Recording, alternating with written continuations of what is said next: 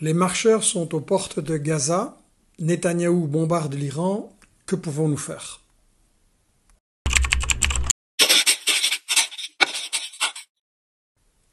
Voilà ce que m'écrit ce matin mon camarade José, membre du collectif Test Média.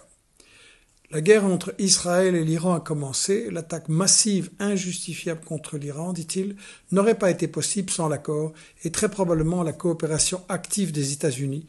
L'Iran riposte par des missiles. Cette escalade est potentiellement plus grave encore que la guerre en Ukraine, avec des répercussions planétaires majeures. En effet, Russie et Iran ont signé un accord de coopération militaire.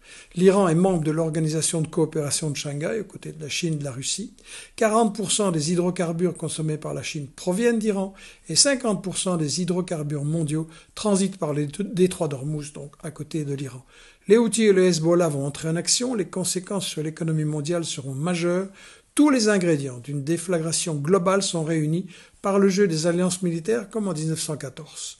Une fois encore, le calme stratégique de Moscou et de Pékin pourrait être le dernier rempart contre un embrasement mondial. Que Netanyahou et sa clique soient maudits, comme les néoconservateurs de Washington dont la folie guerrière risque de précipiter l'humanité dans une nouvelle guerre mondiale. Depuis 40 ans, ils font la guerre partout sur Terre, déstabilisent des régions entières, causent la mort de millions, et tout ça pour des objectifs insensés qui finissent toujours en catastrophe. Espérons que tout ça ne s'achève pas en une immense boule de feu.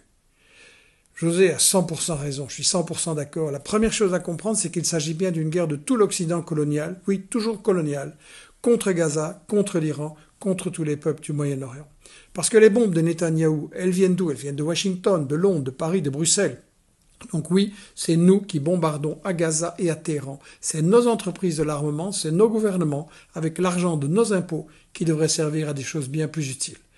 Trump raconte qu'il n'avait pas été prévenu. Menteur, c'est une telle opération, comme le bombardement récent en Ukraine, est évidemment impossible sans les infos des satellites US et aussi l'encadrement britannique.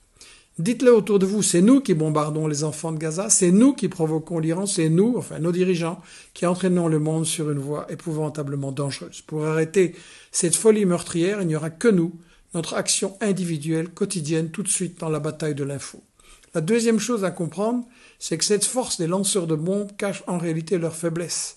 La magnifique marche mondiale pour Gaza est en train d'isoler complètement Netanyahou, considéré partout comme un criminel à arrêter immédiatement. Et le peuple de Los Angeles résiste à Trump, dont les belles promesses sont oubliées. C'est l'armée qui l'envoie contre son propre peuple.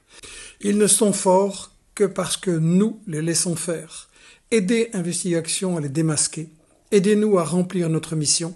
Likez, commentez, diffusez, parlez à fond autour de vous. Un jour, vos enfants vous demanderont « Qu'as-tu fait, papa ? Qu'as-tu fait, maman ? pour arrêter la guerre ?» Merci.